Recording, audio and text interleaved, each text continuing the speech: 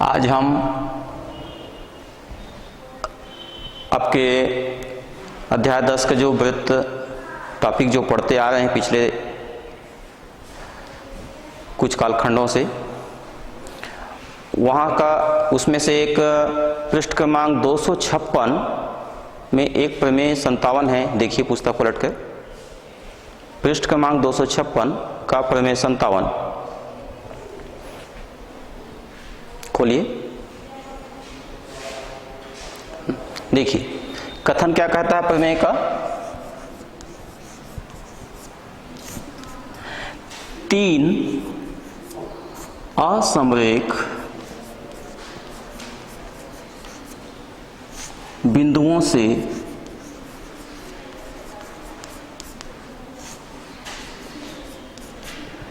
एक और तीन असमरेख बिंदुओं से होकर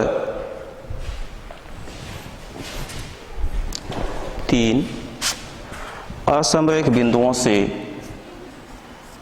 होकर एक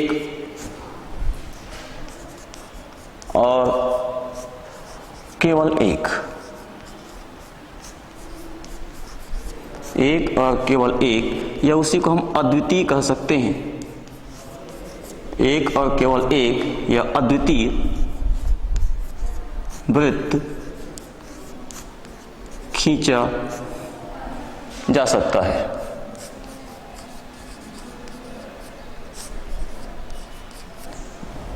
प्रमेय का कथन, तीन असमरेख बिंदुओं से होकर एक और केवल एक वृत्त खींचा जा सकता है। अद्वितीय का मतलब उसका या उससे अलग दूसरा कोई भी नहीं। अद्वितीय का मतलब उसके जैसा दूसरा संभव ही ना हो, वह अद्वितीय कहलाता है। एक और केवल एक। तो यहाँ देखेंगे कथन के अनुसार, सबसे पहले जैसे आपको मैं बताते आया हूं, दिए गए प्रमेय के कथन में से दिया हुआ भाग कि कथन में क्या दिया है और उस कथन से हमें क्या सिद्ध करना है, मतलब कहां पहुंचना है, क्या लाना है, वो देखिए। क्या दिया है? तीन असमरेख बिंदु दिया है। तीन असमरेख बिंदु। अब वो तीन असमरेख बिंदु कौन कौन से हैं देख लीजिए। मैं बना रहा हूं चित्र में ए बी सी, इस प्रकार से। असमरेख का मतलब आप समझते होंगे। सबसे पहले समरेख को समझ लीजिए। पिछली कक्षा 9वीं में आपने पढ़ा है, छोटी कक्षाओं में भी इससे आप भली भांति परिचित हैं। समरेख और असमरेख, दो या दो से अधिक, दो बिंदु सदैव समरेख होते हैं। दो से अधिक बिंदु यदि एक रेखा में स्थित ना हो, एक बिंदु ए, दूसरा बिंदु बी और तीसरा बिंदु यदि हम ऐसा ले लेते हैं कोई बिंदु सी, यदि वो तीनों बिंदु से होकर हम एक सीधी रेखा ना खींच सके, क्योंकि तीसरे बिंदु से होकर जाने वाली रेखा यहाँ से मुड़ जाएगी, जो कि सीधी रेखा नहीं कहलाएगी। इस प्रकार से ए बी और सी से होकर जाती हुई जो रेखा है वह सरल रेखा नहीं है। इस प्रकार से हम कह सकते हैं कि ए बी सी असमरेख है। और यदि इस स्थिति में देखेंगे तो ए बी और सी समरेख है।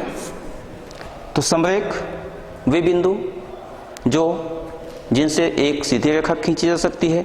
असमरेख बिंदु वे बिंदु होते हैं जिनसे एक सीधी रेखा नहीं खींची जा सकती। जैसे ब्लैक बोर्ड में मैंने तीन बिंदु लिया है, ए बी और सी। देखिए इन तीनों बिंदुओं से होकर हम एक सरल रेखा नहीं खींच सकते, सीधी रेखा नहीं खींच सकते, अर्थात ये तीनों बिंदु ए बी और सी असमरेख कहलाएंगे। तीन बिंदु ए बी सी ये दिया है। तीन असमरेख बिंदु ए बी सी। असमरेख आपको स्पष्ट हो गया, एक सीध में नहीं है। हमें क्या सिद्ध करना है कि इन तीन असमरेख बिंदुओं से सिद्ध करना है कि ए बी तथा सी से होकर एक और केवल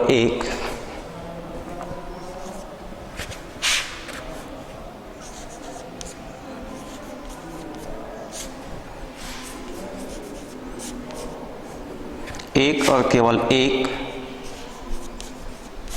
वृत्त खींचा जा सकता है।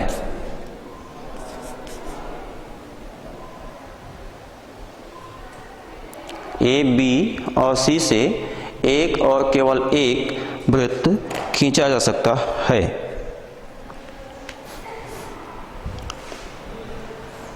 एक और केवल एक वृत्त खींचा जा सकता है, या उसको एक ही वृत्त खींचा जा सकता है, ऐसा बता सकते हैं। ए, बी तथा सी से होकर एक और केवल एक ही वृत्त, ऐसा लिख सकते हैं। एक और केवल एक ही वृत्त खींचा जा सकता है। ये देखिए, आपको केवल दिया हुआ है बिंदु ए, बिंदु बी, बिंदु सी। इसके अलावा अब आगे का काम जो हमको करना है, आपको पहले बताया जा चुका है, रचना के अंतर्गत लिखेंगे। क्या करना है देखिए,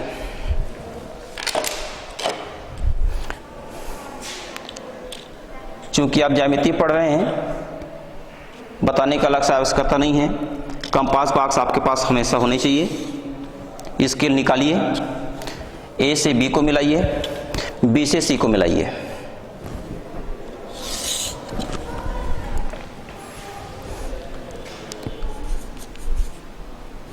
ए बी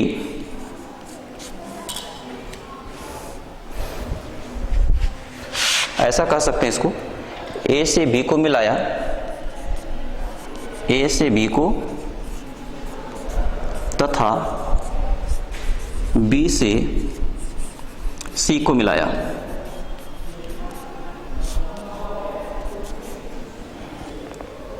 अब ए से बी और बी से सी को मिलाया। अब प्रकार आपके पास है, कंपास बॉक्स खोलिए, प्रकार लीजिए, प्रकार में पेंसिल लगाइए। अब ए बी देखिए, ए बी के आधे से ज़्यादा, क्या बोल रहे हैं ध्यान से देखिए, ए बी का ये लगभग आधा हुआ, देख रहे हैं। आधे से ज़्यादा मतलब इस आधे से थोड़ा अधिक, इतना मैं फैला देता हूँ। ये देखिए, ए बी के आधे से ज़्यादा, ए बी के आधे से ज़्यादा चाप लेंगे। प्रकार की नोक बिंदु ए पर रखकर ऊपर के तरफ चाप, और ए बी के ऊपर और ए बी के नीचे चाप खींचेंगे। उसी चाप को बिना फैलाए नोक बी पर रखेंगे, पहले वाली चाप को काटेंगे। इस प्रकार से स्पष्ट देखिए, दो कटान बिंदु मिल गए। इसको नाम दे देंगे कटान बिंदु P और ये L, दोनों को मिलाइए।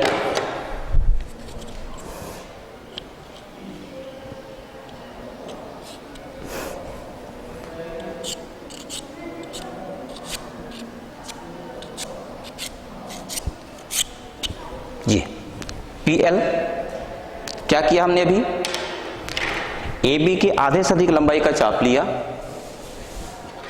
AB के आधे से अधिक लंबाई का चाप लिया, प्रकार की नोक को A पर रखा और एक AB के ऊपर और नीचे पहले चाप खींचा।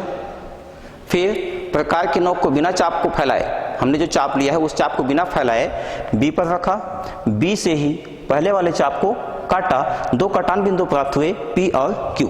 ऐसे ही अब AB, अब BC के लिए तो वैसे ही BC का देखिए, BC का आधा भाग लगभग यहां तक है, BC के आधे से अधिक प्रकार को देखिए। यदि BC रेखा की लंबाई AB से थोड़ा अधिक है तो प्रकार को थोड़ा फैलाना होगा। देखिए BC के आधे से अधिक, ये BC का आधा है, BC के आधे से अधिक हमने चाप लिया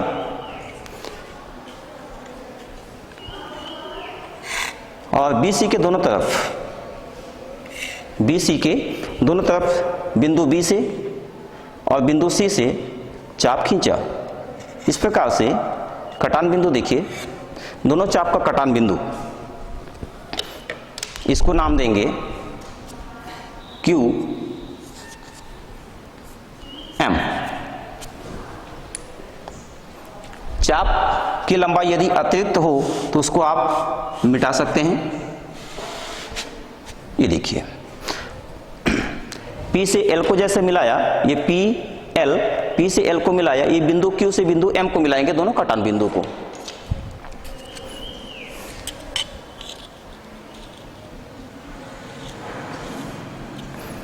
ये बहुत महत्वपूर्ण है और बहुत सावधानी से करना है।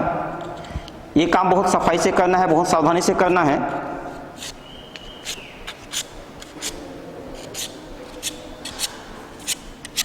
इसको आप घर में जाकर के एक दो बार अच्छे से अभ्यास कीजिएगा। कंपास बॉक्स का काम है, प्रकार का स्केल का हम उपयोग कर रहे हैं। इसका उपयोग यदि आप भली भांति अच्छे से नहीं कर पाएंगे तो ये प्रमेय का जो हम चित्र बनाने का प्रयास कर रहे हैं वो आपसे चित्र नहीं बन पाएगा, ध्यान रखिएगा। इसलिए और इसके साथ साथ मैं आपको ये भी बता दूं, जो भी हम इस अध्याय में, वृत्त वाले अध्याय में, या जो प्रमेय हमने पढ़ा अभी तक, जैसे वृत्त के केंद्र से जीवा पर डाला गया लंब जीवा को समद्विभाजित करती है, या चाप का अंश माप केंद्र पर बने कोण का दोगुना होता है, इस प्रकार से परिधि पर बने कोण का दोगुना होता है, अर्धवृत्त का अंश माप 90 अंश होता है। जितने भी हमने प्रमेय पढ़ा, तमाम जो प्रमेय आज तक मैंने आपको अभ्यास करवाया, उन सभी प्रमेय में मैंने एक वृत्त बनाया था, आपने ही बनाया होगा। प्रयास कीजिएगा कि सभी वृत्त प्रकार की सहायता से बनाएं। हाथ से बनाते हैं, जैसे मैंने कुछ प्रयास किया था, तो टेढ़े मेढ़े हो जाते हैं, वृत्त अच्छे से गोलाई पे नहीं आ पाता। इसलिए प्रयास करेंगे कि जैसे मैंने अभी आप प्रकार की सहायता से जो चाप काटा था, तो वृत्त बनाते समय, अभी आपको वृत्त बनाकर दिखाऊंगा, पर वृत्त बनाते समय प्रकार की सहायता से ही वृत्त बनाइएगा। आगे देखिए, अभी हमने क्या किया, ए बी का, इसको बोलते हैं लंबार्धक। जब आधे से अधिक लंबाई का चाप लेकर के दोनों तरफ चाप काटे हैं, कटान बिंदु को मिलाते हैं, तो वह रेखा जो है उसको हम कहते हैं लंबार्धक। तो ए बी का लंबार्धक क्या नाम हो गया, देखिए ए बी का लंबार्धक क्यू है, पी एल। वैसे ही बीसी का लंबार्धक खींचा, बीसी का आधे से अधिक लंबाई का चाप लिया, बीसी का आधे से अधिक लंबाई का चाप लेकर के दोनों तरफ चाप काटा। सॉरी, एक गलती हुई, देख लीजिए।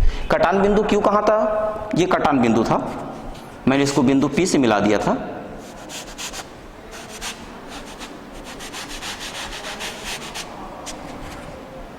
ये पहला बिंदु पी था, पी को यहां लिखेंगे। अब पहला बिंदु पी, ये बिंदु था, ये दूसरा बिंदु क्यू था।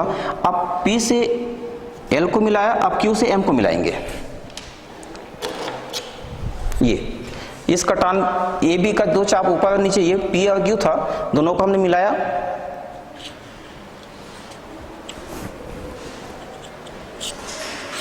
ऐसे ही क्यू और एम को मिलाएंगे।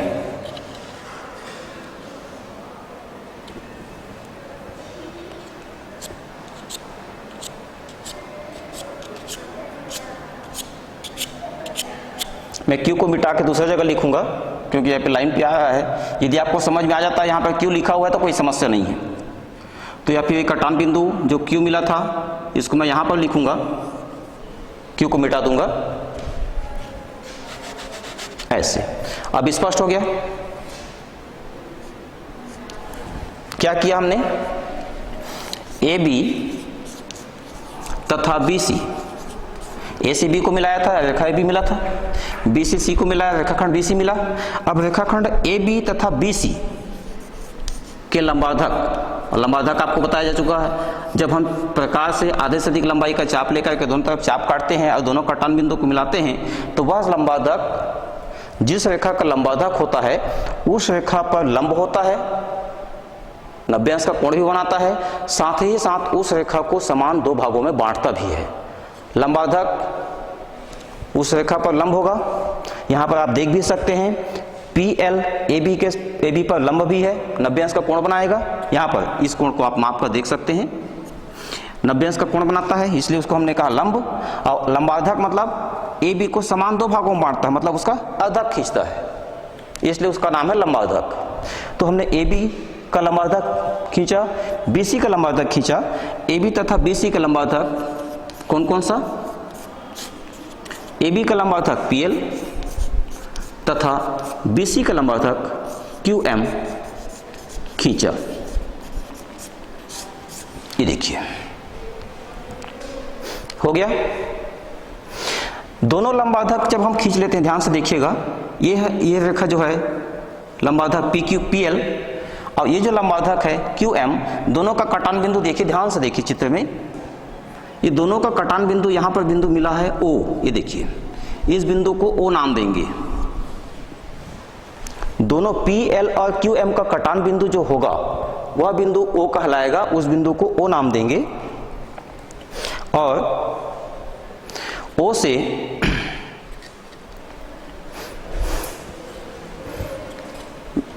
PL जो लंबार्धक है, PL और QM दोनों को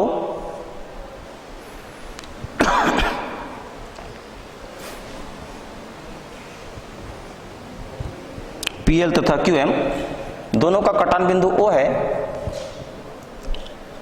O को A से मिलाया, O को A से मिलाना है, O को B से मिलाया, ऐसे ही O को C से मिलाया। ये नामांकन आप समझ पा रहे हैं स्पष्ट? इसको लाइन से आप करते जाएंगे मेरे साथ तो आपको समझ में आ जाएगा। चित्र में 3 बिंदु, ये बिंदु P इस बिंदु के लिए है, इस कटान बिंदु के लिए Q था, और इन दोनों लंबार्धकों का जो कटान बिंदु O था उसको हमने बिंदु O कहा था। अब जब हमने PL और QM खींचा, PL और QM खींचा, तो यहाँ पर ध्यान से देखिए, पहले ही हमको जो रेखाखंड AB और BC मिला था, क्या दोनों समांतर है? देखिए AB और BC दोनों से क्या समांतर हैं? ये कहलाता है समांतर रेखाएं। क्या आपको ऐसा दिखाई देगा कि AB और BC समांतर हैं? नहीं। तो यदि AB और BC समांतर नहीं है तब उनके लंबार्धक भी समांतर नहीं होंगे। ध्यान से देखिए, रेखाखंड AB और रेखाखंड BC, चूंकि AB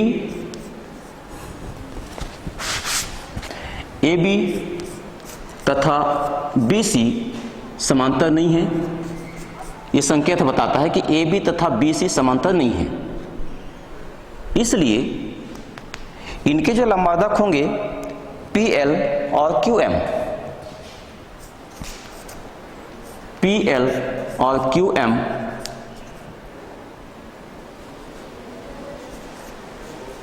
ये भी समांतर नहीं है। PL और QM भी समांतर नहीं है। AB और BC समांतर नहीं है, इसलिए इनके जो लंबार्धक हैं PL और QM वो भी समांतर नहीं है। और जब 9वीं कक्षा में आपको एक प्रमेय बताया गया था, जब दो रेखाएं असमांतर होती हैं, जब दो रेखाएं असमांतर होती हैं तो वो दोनों रेखाएं आपस में एक दूसरे को प्रतिच्छेद करती हैं किसी एक बिंदु पर। दो रेखाएं एक दूसरे को किसी एक बिंदु पर काटती हैं, तो हमने क्या कहा? रेखा PL और QM की बात हो रही है, तो ये PL और QM दोनों असमांतर है देखिए, तो इसलिए वो दोनों एक दूसरे को कहां पर काटती हैं? बिंदु O पर। क्यों काटेंगी? मैंने बताया आपको अभी कि जब दो रेखाएं PL और QM समांतर नहीं होते हैं तो एक दूसरे को प्रतिच्छेद करती हैं। अतः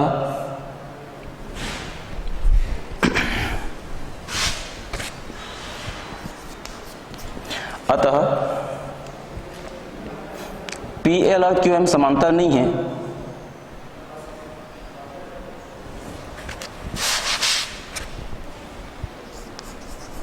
तब दोनों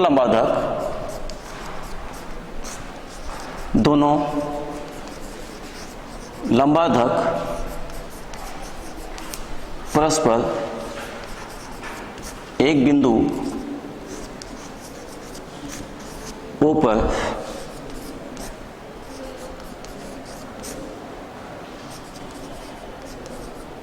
प्रतिच्छेद करती है। अब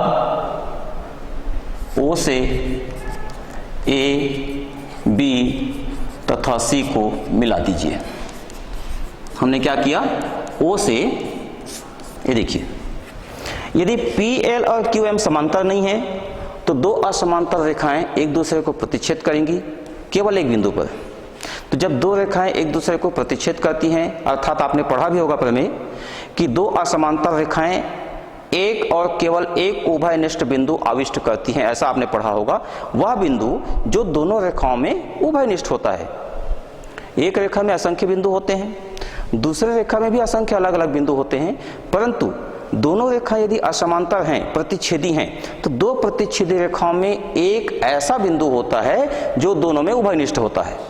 वही बिंदु की, उसी बिंदु की हम बात कर रहे हैं। तो बिंदु PL और बिंदु QM दोनों असमांतर हैं, तब दोनों लंबार्धक परस्पर बिंदु O पर, एक बिंदु O पर प्रतिच्छेद करती हैं। फिर हमने क्या किया, बिंदु O मिल गया, बिंदु O से A को मिलाया, बिंदु O से B को मिलाया, बिंदु O से C को मिलाया। इस प्रकार से आपका चित्र इस प्रकार से बन रहा है, देखिए, O से A, B तथा C को मिलाया। अब ये आपका हो गया रचना के अंतर्गत। इतना काम आपको रचना के अंतर्गत करना है, स्पष्ट हो गया। अब इसकी उपपत्ति देखेंगे, देखिए, अब इसकी उपपत्ति देखेंगे, ध्यान से देखिए।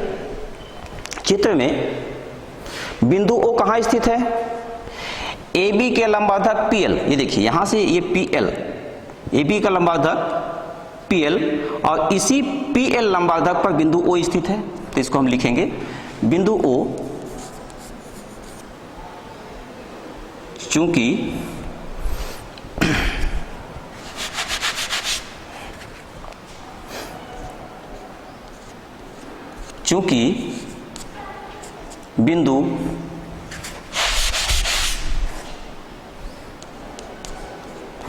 चूंकि बिंदु O AB के लंबार्धक PL पर स्थित है, इसलिए O से A की दूरी और O से B की दूरी समान होगी। ऐसा क्यों? नवीं में एक बिंदु पथ वाला अध्याय है, वहां पर एक प्रमेय आता है कि किसी रेखा के लंबार्धक पर स्थित प्रत्येक बिंदु से उस रेखा के दोनों बिंदु समदूरस्थ होते हैं। अर्थात हमने मान लीजिए ये रेखा AB लिया, इसका लंबार्धक मान लीजिए हम PQ खींचते हैं, तो इस बिंदु, यहाँ पर बिंदु O लेते हैं तो O से A की दूरी और O से B की दूरी समान होगी।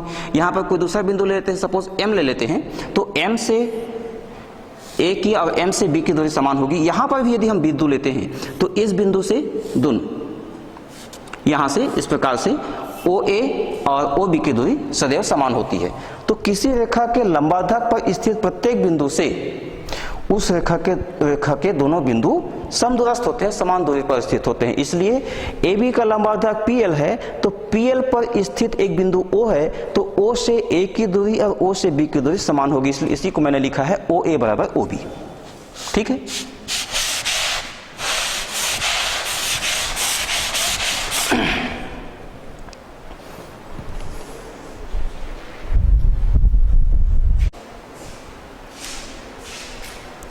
यहां देखिए, चूंकि बिंदु O AB के लंबार्धक PL पर स्थित है, जैसा कि आप चित्र में देख पा रहे हैं, AB के लंबार्धक PL पर एक बिंदु O है। मैंने आपको भी बताया भी था, किसी रेखा के लंबार्धक पर स्थित प्रत्येक बिंदु से उस रेखा के दोनों छोर अर्थात बिंदु A और बिंदु B समदूरस्थ होते हैं, उनके बीच की दूरी समान होती है।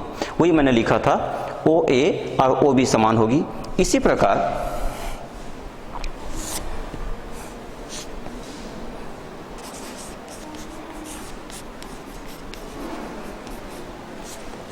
बिंदु O BC के लंबार्धक QM पर भी स्थित है। देखिए, क्योंकि दोनों का कटान बिंदु है, हमने क्या लिखा था, दोनों लंबार्धक परस्पर एक बिंदु पर प्रतिच्छेद करती है। उस कटान बिंदु को हमने कौन सा नाम दिया था, बिंदु O माना, एक बिंदु O माना था। तो O बिंदु लंबार्धक PL पर भी स्थित है और वही बिंदु O लंबार्धक QM पर भी स्थित है। तो इस प्रकार से हम इसको कह सकते हैं, इसी प्रकार बिंदु O BC के लंबार्धक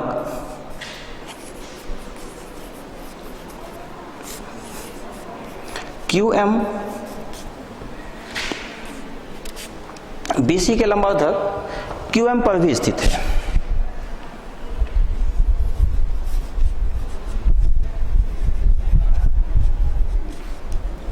इसलिए बिंदु O से B और बिंदु O से C के बीच की दूरी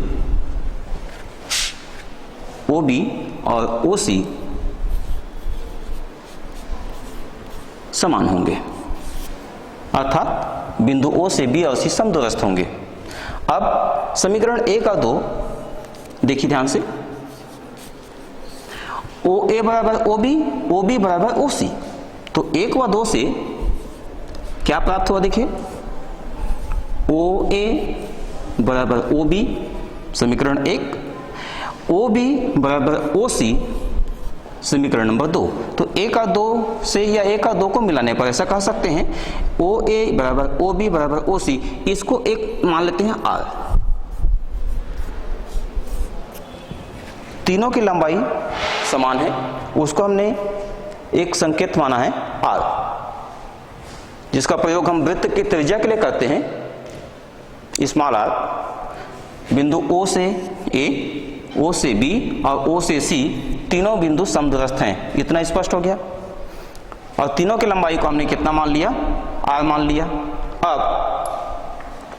अब क्या करना है, दोनों लंबार्धकों का जो कटान बिंदु O था उसको केंद्र मानेंगे, और ये तीनों लंबाई जो समान है उन तीनों में से किसी एक लंबाई को या R लंबाई को इसको कह सकते हैं OA या OB या OC लंबाई का त्रिज्या लेंगे और एक वृत्त खींचेंगे। अब वृत्त कैसे खींचना देखिए, इसको मैं मिटाऊंगा, कथन तो आपके पुस्तक में छपा हुआ है, शेष आप लिख लिए होंगे।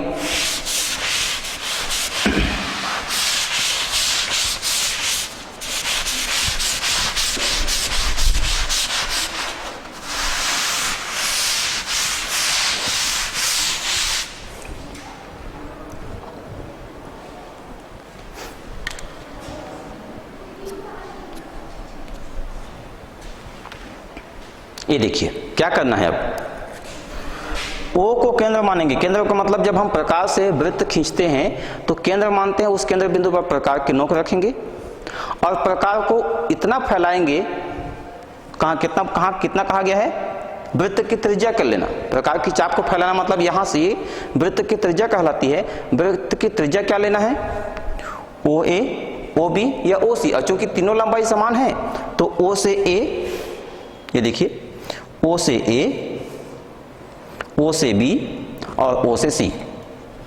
यहां पर एक चीज मैं आपको और बता दूं, यदि ये जो कार्य जितना मैंने ब्लैक बोर्ड में भी किया, यदि आप भी अपनी कॉपी में कर रहे हैं और आपने सही किया है, सही और गलत इसमें स्पष्ट हो जाएगा। देखिए यदि आपने जो काम सही किया है तो लगन से किया होगा, तो ये जो बिंदु O है हमारे पास, देखिए ब्लैक बोर्ड में देखिए, बिंदु O से A, B और C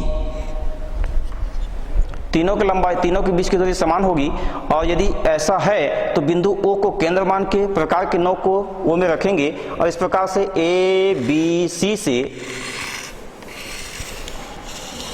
होकर जाता हुआ एक वृत्त खींच लेंगे। ठीक है, देखिए कितना बढ़िया चित्र बन गया। O को केंद्र माना और O से A, O से B या O से C किसी एक को त्रिज्या मानेंगे, जैसे मैंने OA को माना था। ये देखिए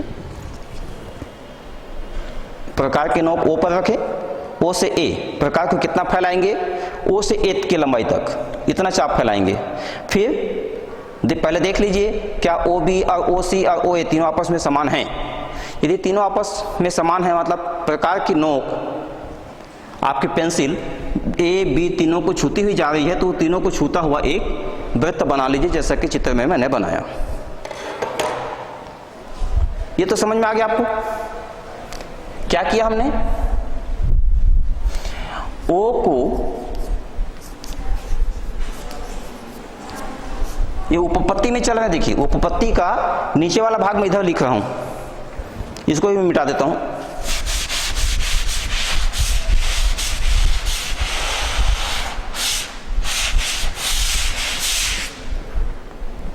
चित्र बताना आवश्यक, इसलिए मैं चित्र को नहीं मिटा रहा हूं। चित्र केवल आपको एक ही बार बनाना है रचना के साथ, उपपत्ति में नहीं करना है। हमने क्या किया अभी, ओ को केंद्र मानकर ओ ए या ओ बी या ओ सी, या उसको ऐसा कह सकते हैं आर,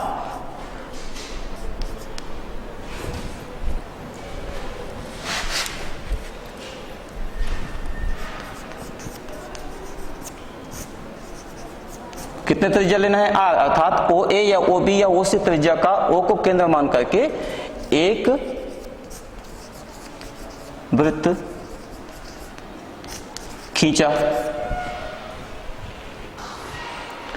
इतने से तो आपको ये समझ में आ गया, इससे तो ये सिद्ध हो जाता है कि तीन बिंदु ए बी सी जो असमरेख दिया हुआ था, तीन असमरेख बिंदुओं से एक वृत्त तो खींचा जा सकता है, जैसे कि हमने अभी किया। प्रमेय क्या कहता है, तीन असमरेख बिंदुओं से एक और केवल एक, मतलब दूसरा कदापि नहीं, दूसरा वृत्त संभव ही नहीं है। इस प्रमेय के कथन के अनुसार केवल एक ही वृत्त हो सकता है, इसके लिए दूसरा वृत्त संभव ही नहीं है जो तीनों बिंदुओं को छूता हुआ जाए।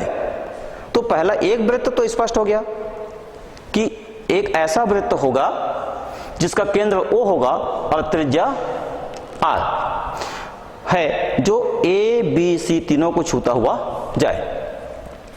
तो O को केंद्र मानकर R त्रिज्या का एक वृत्त खींचा, सी ओ आर, वृत्त कौन सा, सी ओ आर खींचा।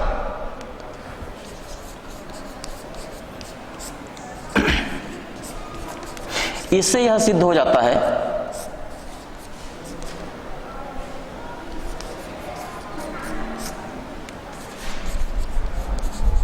कि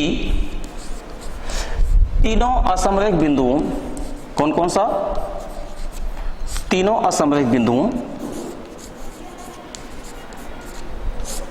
ए बी तथा सी से होकर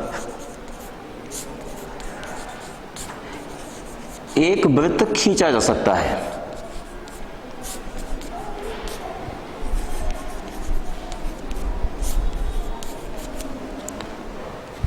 ए बी तथा सी से होकर तो एक वृत्त खींचा जा सकता है, ये तो हमने खींच के भी देख लिया। इस प्रकार से प्रमेय का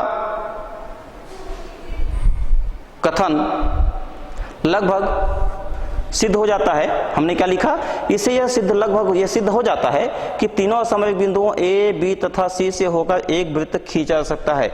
जितना वर्डिंग में यहाँ, मतलब जितना जैसा हम लिख रहे हैं वैसे भी आपको इस प्रमेय में, प्रमेय को सिद्ध करते समय ये सारे चरण, स्टेप्स आपको भी लिखना होगा। याद करने का कोई टॉपिक नहीं है, जैसा आपने अभी तक चित्र में किया उसी को शब्दों में ढालना है, शब्दों में लिखना है। अब शब्दों में लिखने के बाद उपपत्ति में ज़्यादा कुछ लंबा नहीं है, उपपत्ति भी चित्र को देख के ही आपको समझाते चलना है। अभी तक हम क्या किए, एक वृत्त खींचा। अब कथन क्या कहता है कि तीन असमरेख बिंदुओं से होकर एक और केवल एक, अर्थात एक वृत्त तो हो सकता है, दूसरा कदापि नहीं, दूसरा वृत्त संभव ही नहीं है। प्रमेय के कथन अनुसार हमको यह दिखाना है कि दूसरा वृत्त संभव ही नहीं है। थोड़ी देर के लिए हम मान लेते हैं संभावना कि हो सकता है कोई दूसरा वृत्त भी हो, मान लेते हैं थोड़ी देर के लिए। देखो, यदि हम मान लेते हैं संभव हो, यदि संभव हो तो माना दूसरा वृत्त भी है,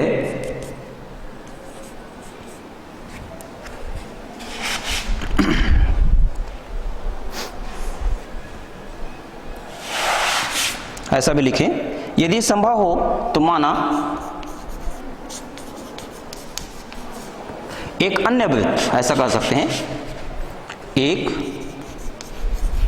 अन्य वृत्त C और दूसरा वृत्त है जो पहले खींच चुके COR है, तो दूसरा वृत्त खींचेंगे तो उसका केंद्र भी अलग होगा, त्रिज्या भी अलग होगी, क्योंकि हम दूसरे वृत्त की बात करते हैं इसके अलावा।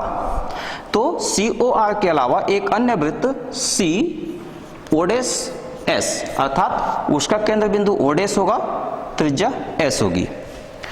अभी हम संभावना की बात करते हैं, यदि हो सके तो, यदि संभव हो तो हमने माना कि एक अन्य वृत्त CO'S है, एक अन्य, यहां पर वृत्त लिखूंगा मैं, एक अन्य वृत्त CO'S भी है जो ABC से होकर जाता है। हमने क्या कहा, देखिए, एक दूसरा वृत्त लिया CO'S है जो ABC से होकर जाता है। ABC से होकर जाने वाला COR तो हमने पहले खींच लिया। अब इसके अलावा हम एक और वृत्त लेके चलते हैं जो ABC से होकर जाता है। अब ABC से होकर जाएगा तो उसका केंद्र बिंदु, जैसा कि हमने इसका केंद्र बिंदु O लिया था, वो कहां पर स्थित है, ध्यान से देखिए, AB और BC दोनों के लंबाधकों के कटान बिंदु पर। तो दूसरा वृत्त जो होगा उसका केंद्र बिंदु O' वो भी AB और BC के लंबाधकों के कटान बिंदु पर ही होगा। मिटा दूं मैं,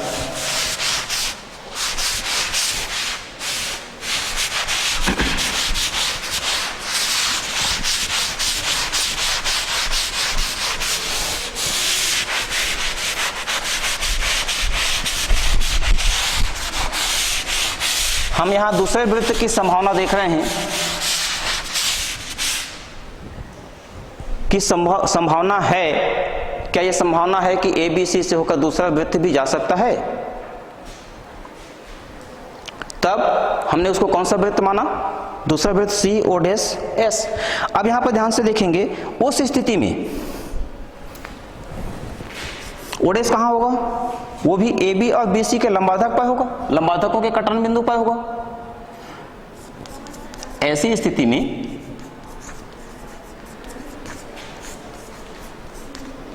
O'S AB तथा BC के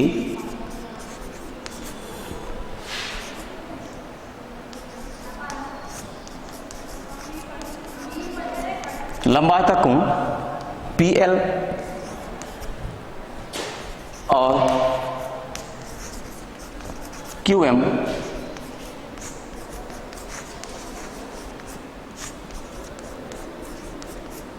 पर स्थित होगा। O'S कहां स्थित होगा, वो बिंदु AB और BC के लंबाधक PL और QM पर स्थित, PL और QM को उभयनिष्ठ बिंदु है, यह हमने पहले बताया था। अब O'S की बात आ रही है, तो O'S AB तथा BC के लंबाधकों PL और QM पर स्थित होगा।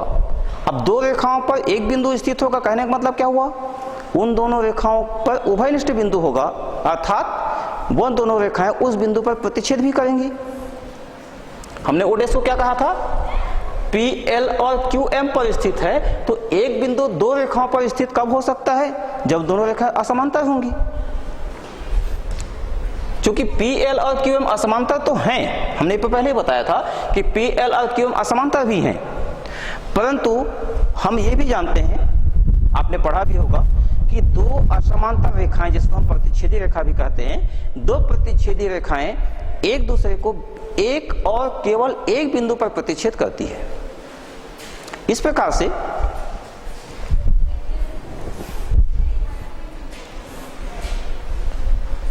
चूंकि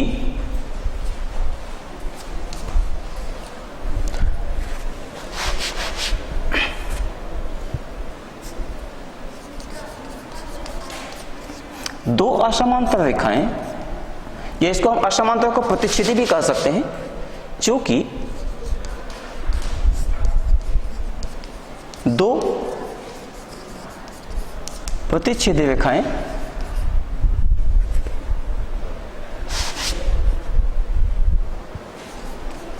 एक दूसरे को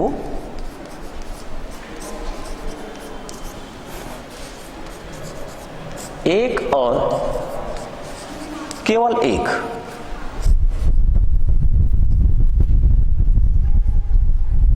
बिंदु पर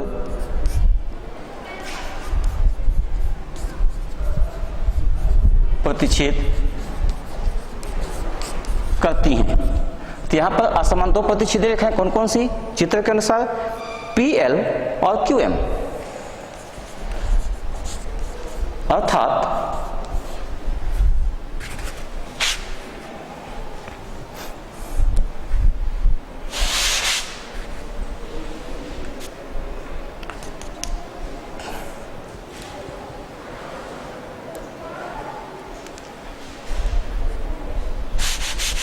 प्रतिच्छेद कर एक बिंदु पर प्रतिच्छेद करती हैं, तब PL और QM असमांतर हैं, अतः PL और QM भी एक और केवल एक बिंदु पर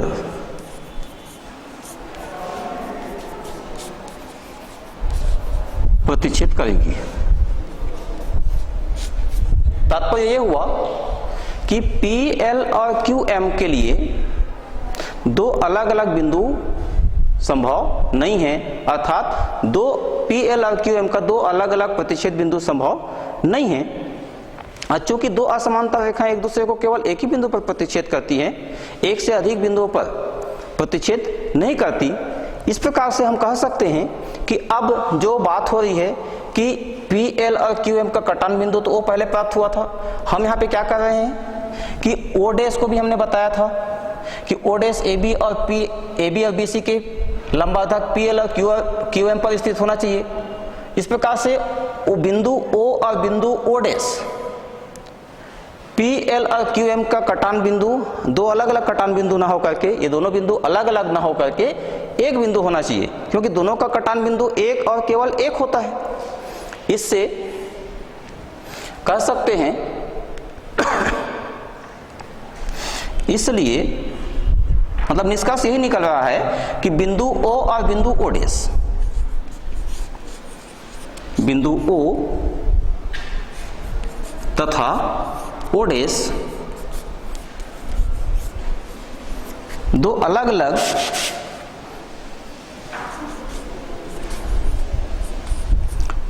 अलग बिंदु ना होकर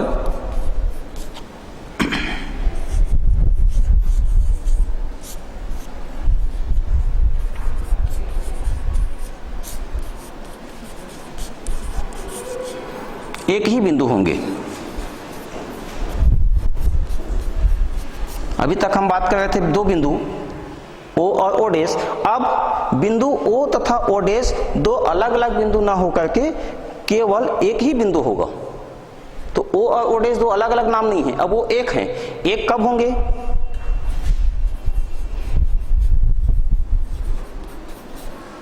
दो अलग अलग बिंदु एक कब कहलाएंगे? जब दोनों बिंदु परस्पर समपाती हो, तो एक के ऊपर दूसरा बिंदु भी हो। तो इस प्रकार हम कह सकते हैं कि O और O', इस प्रकार O तथा O'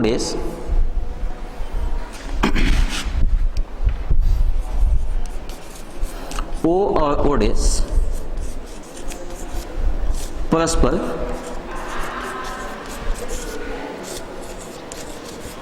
समपाती होंगे। अब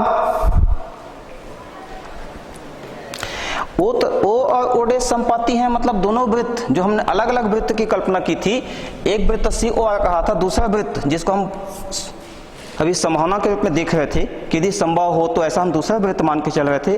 अब वास्तव में दूसरा दो वृत्त, तो दोनों वृत्तों का केंद्र बिंदु समान हो गया। देखिए ओ और डैश परस्पर संपाती हो गए। इसका मतलब ये हुआ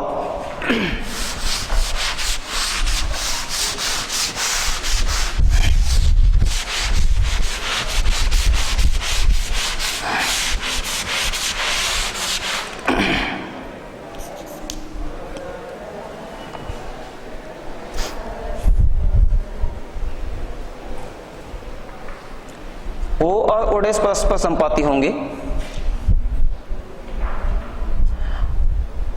अब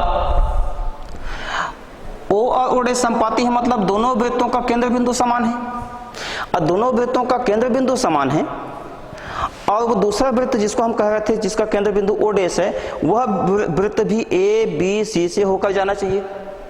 तो उस स्थिति में जिसको हम ओ डैश, अब ओ की जगह थोड़ी देर में ओ डैश लिखूं तो ओ ए या ओ डैश ए दोनों समान होगा, जिसको हम वृत्त की त्रिज्या कहते हैं।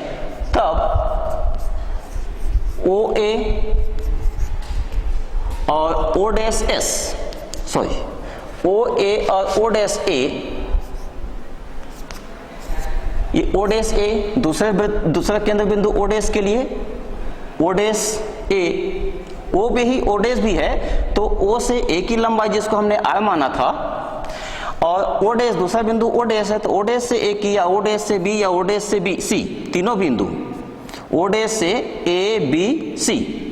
ओ डैश क्यों कह रहे हैं? क्योंकि परस्पर संपाती हैं, तो ओ को ओ डैश भी पढ़ा जा सकता है, ओ डैश को ओ भी पढ़ा जा सकता है। दो अलग अलग बिंदु ना होकर के केवल एक ही बिंदु होंगे, मैं पहले लिख चुका हूं, दो अलग अलग बिंदु ना होकर के दोनों एक ही बिंदु होंगे।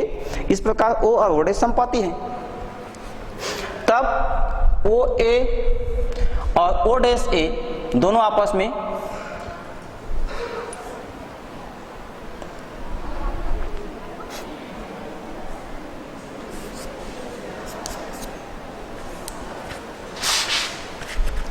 ओ ए इक्वल आर और O dash A equal R, क्योंकि ओ और ओ डैश संपाती हैं, एक ही बिंदु हैं, इसलिए इसको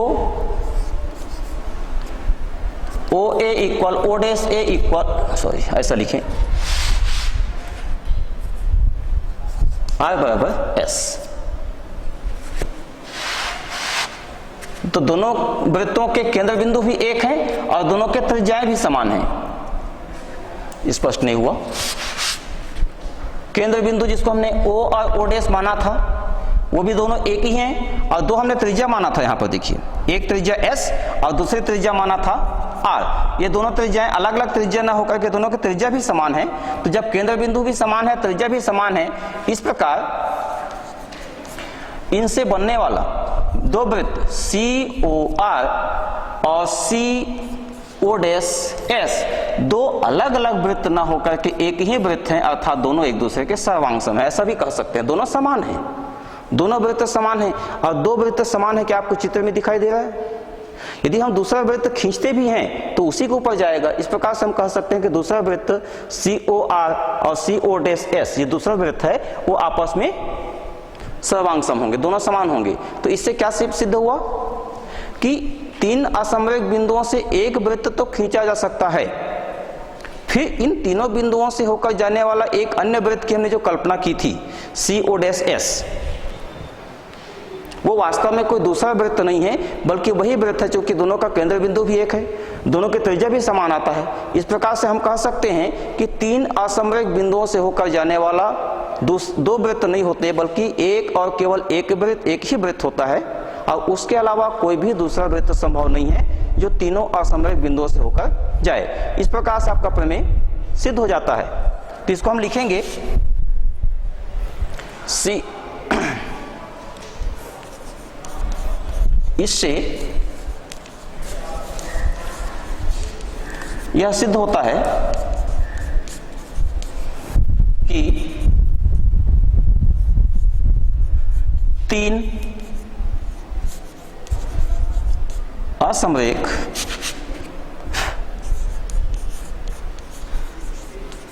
बिंदुओं से होकर एक और केवल एक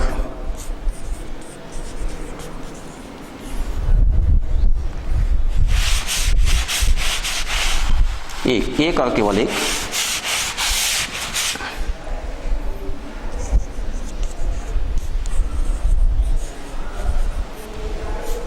खींचा जा सकता है। तो हमें क्या सिद्ध करना था, देखिए कि तीन असममित बिंदुओं ए, बी और सी से एक और केवल एक वृत्त ही खींचा जा सकता है। वो हमने अभी आपको सिद्ध करके दिखाया कि यदि दूसरा वृत्त की कल्पना किए थे, संभावना खोजे थे, लेकिन वास्तव में वो दूसरा वृत्त न होकर के वो वही वृत्त है जिसका केंद्र बिंदु भी दोनों समान है, क्योंकि ओ और ओ डैश संपाती होते हैं, दोनों के त्रिज्या भी समान है। और दो वृत्त जिनके केंद्र संपाती हो और त्रिज्याएं समान हो तो उनको दोनों सर्वांग सम कहेंगे, और सर्वांग सम वृत्त अलग अलग न होकर के एक ही वृत्त होते हैं। इस प्रकार से आपका प्रमेय सिद्ध होता है कि तीन असममित बिंदुओं से होकर जाने वाला केवल एक ही वृत्त होता है, एक और केवल एक वृत्त ही खींचा जा सकता है। इस प्रकार से आपका अध्याय 10 वृत्त, इस पर आधारित इस अध्याय पर जो महत्वपूर्ण प्रमेय थे परीक्षा की दृष्टि से, ये जो प्रमेय और इन प्रमेय से समाधारित जो प्रश्न अभ्यास, ऑब्जेक्टिव और खाली स्थान के जो प्रश्न आते हैं,